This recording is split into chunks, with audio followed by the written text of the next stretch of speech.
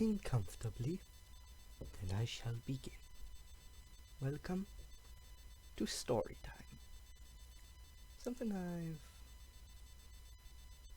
been thinking about doing.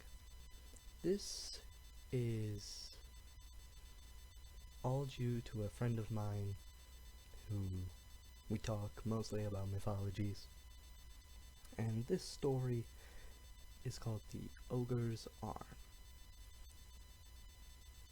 It's a Japanese story, a folktale story, and I hope you all enjoy. I apologize for any blurriness. I'm reading this as a PDF. It's the only way I can really do this. So I hope you enjoy. The Ogre's Arm.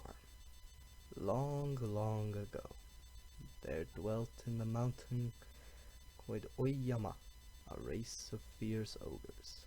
The chief of these ogres was named Shutendoji, and he and his followers came down from time to time upon the city of Kyoto, causing great terror and working much mischief. Entering in at the great gate called the Rashomon, they robbed and killed all that came in their way, both men and women. I also apologize if I mispronounce any of these names. I'm not the best when it comes to pronunciation in Japanese. Now, in those days, there dwelt in Kyoto a brave warrior named Minamoto no Raiko. This Raiko had 4 followers, the most daring of whom was named Tsuna. These followers were all known far and near as Raiko's Guard. In time of war, they fought side by side, and in the intervals of peace, they lived together in Baiko's castle. It happened one dark and stormy night, during one of those brief intervals, that the 4 warriors were gathered round the charcoal fire, telling stories of war and adventure, and so whiling away the time as best they might. What dull times these are! At last said Tsuna. Is there no news, no hope of any fighting? I hate this quiet life. News there is, answered Ano, there of the knights, who had just come into the room. The ogres have begun their old tricks again. The ogres! Exclaimed the knights in awe-struck and terrified voices.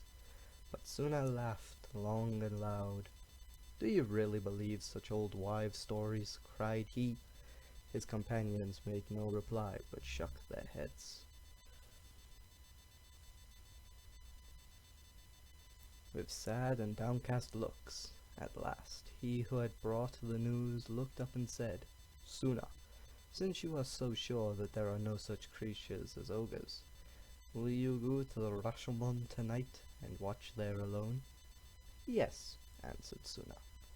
I will go, and if needs be alone, although I think one of you might bear me company.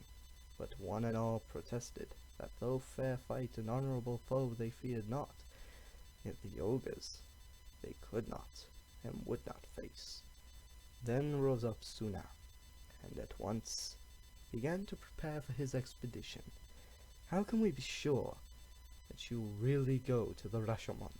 Asked his companions. What sign will you give us? You know the notice board which stands just outside the castle gate, replied Tsuna. A new notice was posted upon it this very day. Well, if I carry the board notice, and all implant it down by the Rashomon, where all may see it tomorrow morning, will that satisfy you, since my word of honor does not? They all cried out that this would satisfy them, and bade him good speed. That very same night, mounting his horse, and taking the notice board with him, Tsuna rode alone to the Rashomon, and there awaited the coming of the enemy, if enemy indeed were. Not a soul stirred aboard or passed through the gateway, for all were in terror of the ogres. Furthermore, the night was windy and rainy, and so dark that it was impossible to see a yard before you. Undaunted, the brave warrior kept his dread and lonely watch, and yet no creature came. The night was almost over. Dawn was near. The storm had broken out afresh when a hand put forth from the roof of the gateway clutched Tsuna's head. There above him stood an ogre, of fearful aspect, his horrible head armed with a pair of copper-coloured horns. With his strong and bony hand he still grasped Tsuna's head and tried to lift him onto the roof. Surprised and horror-stricken, Tsuna was fain to confess to himself that this must indeed be Shutendoji, whose very existence he had doubted. This was no time for thought, however, and Tsuna at once laid hold of the ogre and tried to pull him down. Then a fierce struggle began, but Tsuna, being no match for the ogre in strength, would absurdly have been lifted from the ground, had he not succeeded in freeing one hand from the ogre's grasp. With this hand he drew his sword and dealt one valiant blow to the ogre's arm. The arm fell, severed at the shoulder, and the ogre fled with a hideous yell. As all search for the monster was in vain, Tsuna at length took up the arm and returned it to Raiko's castle. Next morning Tsuna, accompanied by his friends, went to consult a famous wizard named Saimei as to what should be done with Shutendoji's arm. Saimei advised that it should be placed in a strong stone chest and watched by Tsuna night and day for 7 days. But, said Saimei to Tsuna, you must purify yourself by much fasting and prayer, and spend those 7 days in holy contemplation, holding converse with none, unless you faithfully carry out my directions. I foresee that misfortune will surely follow. Tsuna therefore caused the strong stone chest to be prepared, placed the ogre's arm within it, and having purified himself by fasting and prayer, sat down alone to watch it. The doors were shut, and all visitors refused admittance. Alone and wrapped in holy contemplation, Tsuna kept watch and ward. One night, when the 7 days and nights were almost accomplished, came a knocking at the gate. "Who is there?" called out Tsuna. "It is your old aunt from the country," answered a crackled and feeble voice.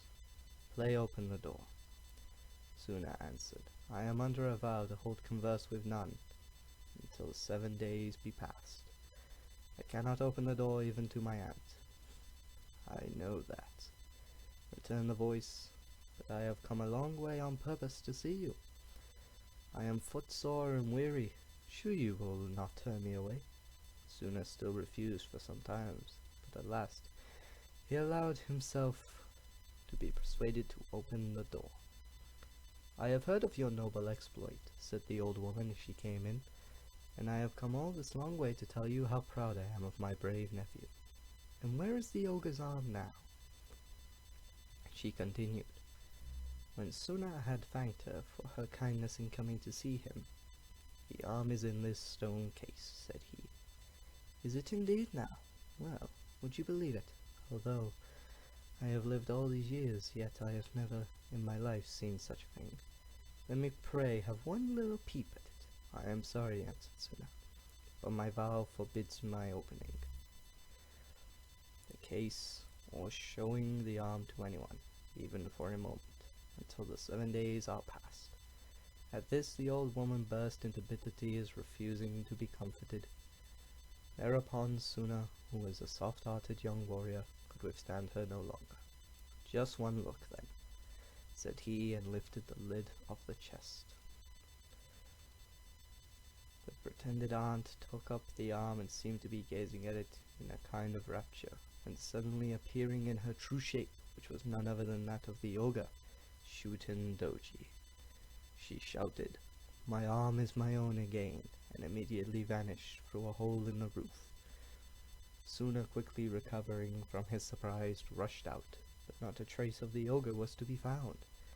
Sad and crestfallen, the warrior bent his steps to the house of Raiko, and told him all that had happened.